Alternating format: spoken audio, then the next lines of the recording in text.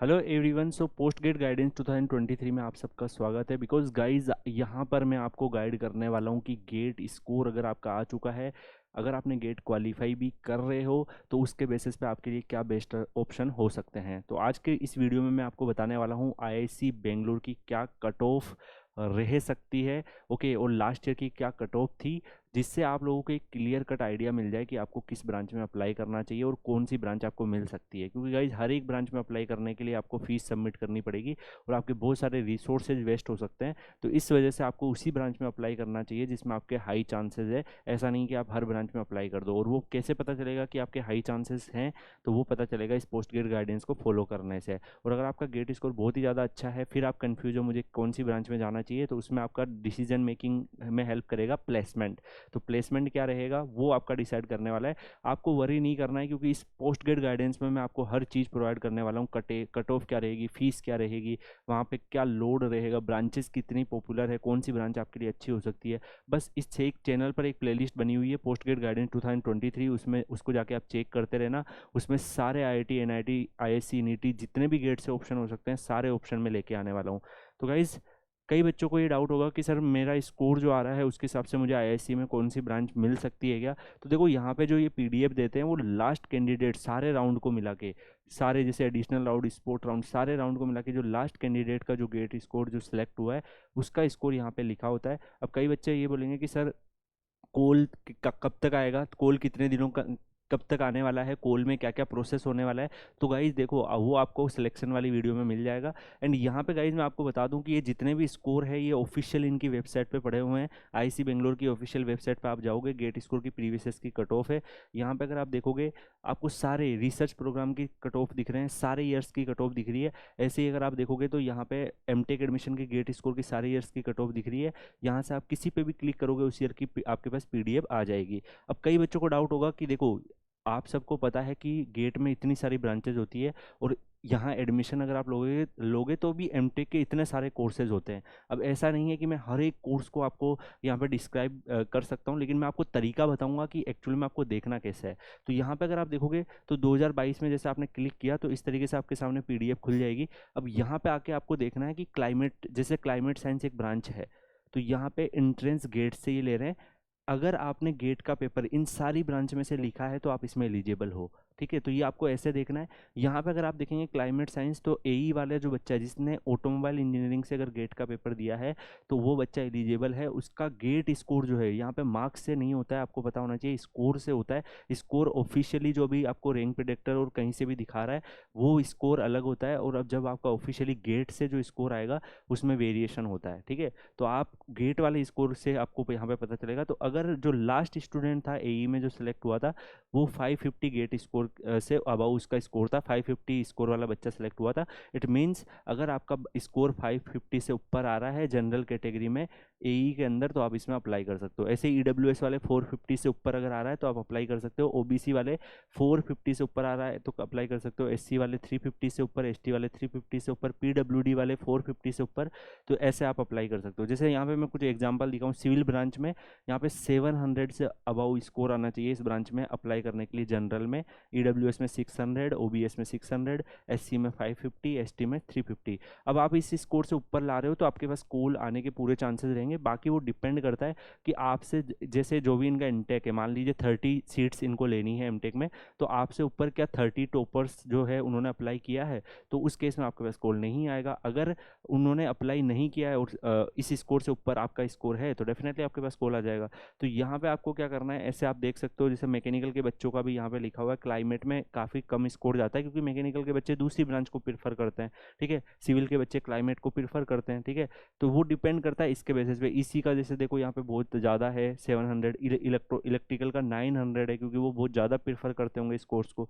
तो डिपेंड करता है उसके अकॉर्डिंग, क्योंकि आपको पता है ये इलेक्ट्रिकल इसी में रिन्यूएबल का काफ़ी ज़्यादा इंपॉर्टेंट है, क्लाइमेट साइंस में भी, तो इस वजह से उनका स्कोर अच्छा जाता है, स्कोप अच्छा मिल जाता है, रिसर्च अच्छी मिल जाती है। तो ऐसे आप यहाँ पे नोटिस कर सकते हो। ऐसे ही एक्सी के जो बच्चे हैं वो भी देख सकते हो, पीआई के बच्चे भी देख सकते हो, यहाँ पे स्कोर कार्ड लिखा है, इससे ऊपर अगर आपका स्कोर कार्ड है तो मतलब आप क्लाइमेट साइंस की ब्रांच में अप्लाई कर सकते हो। ऐसे इलेक्ट्रॉनिक सिस्टम इंजीनियरिंग में जो है वो कौन कौन सी ब्रांच एलिजिबल है, CS एलिजिबल है, EC एलिजिबल है, इलेक्ट्रिकल एलिजिबल है और IN एलिजिबल है। गेट जो है उसमें आपका ये स्कोर होना चाहिए, general, EWS, OBC, SC ST, तो इससे ऊपर अगर आपका आ रहा है तो आप इस ब्रांच में फिल कर सकते हो। ठीक है, तो ऐसे ही आप माइक्रो इलेक्ट्रॉनिक्स को देख सकते हो। माइक्रो इलेक्ट्रॉनिक्स जो है, अब कई बच्चों को लगेगा सर मेरे लिए कौन सी ब्रांच बेस्ट रहेगी, तो उसके लिए डेफिनेटली गाइज देखो मैं आपको स्टेप बाय स्टेप गाइड कर रहा हूँ। एक साथ में अगर आपको गाइड करूंगा तो आपके दिमाग में बहुत सारा बर्डन हो जाएगा और आपको कुछ याद भी नहीं रहेगा। तो इसके लिए जो सबसे ज़्यादा अच्छे प्लेसमेंट किस ब्रांच में होते हैं और कौन से पॉपुलर कोर्सेज हैं, इनमें से कौन सी ब्रांच ज़्यादा पॉपुलर है, किसी देखो हर एक इंडिविजुअल IIT में अलग अलग ब्रांचें पॉपुलर हो सकती है,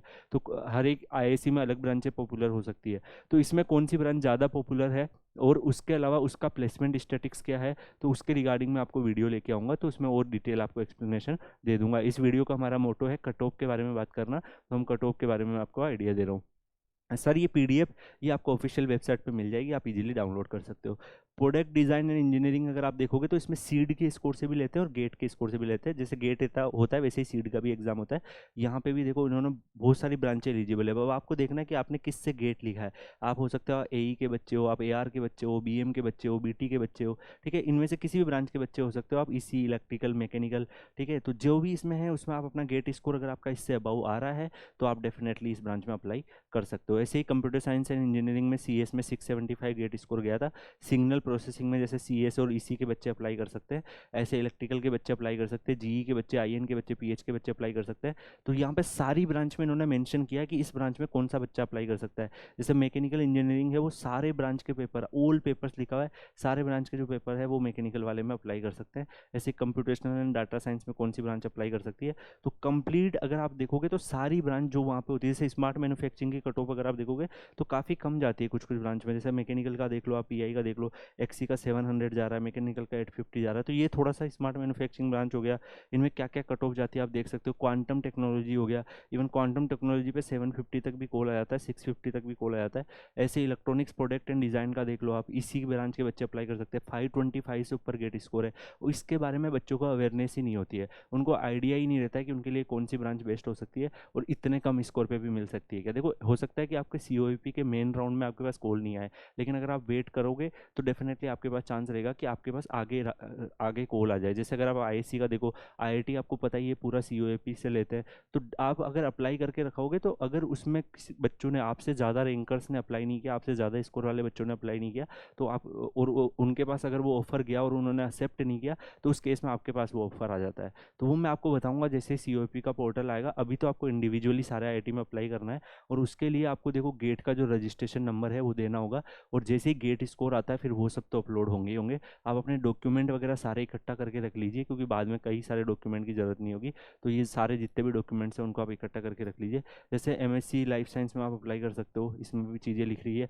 मास्टर ऑफ मैनेजमेंट में आप देखो, मैंने बताया था कि ये मास्टर ऑफ मैनेजमेंट के कोर्स के बारे में बच्चों को अवेयरनेस ही नहीं होती है, तो यहाँ पे गेट में 803 से स्कोर अगर आप किसी भी ब्रांच में लेके आ रहे हो जनरल कैटेगरी में, तो आप अप्लाई कर सकते हो। फिर उसके बाद 15% वेटेज होता है, क्योंकि इसमें कई सारे बच्चे जाते हैं, 15% वेटेज इसका होगा, बाकी इंटरव्यू और रिटर्न टेस्ट वगैरह का वेटेज भी होता है, आपकी स्किल्स वगैरह का वेटेज होता है।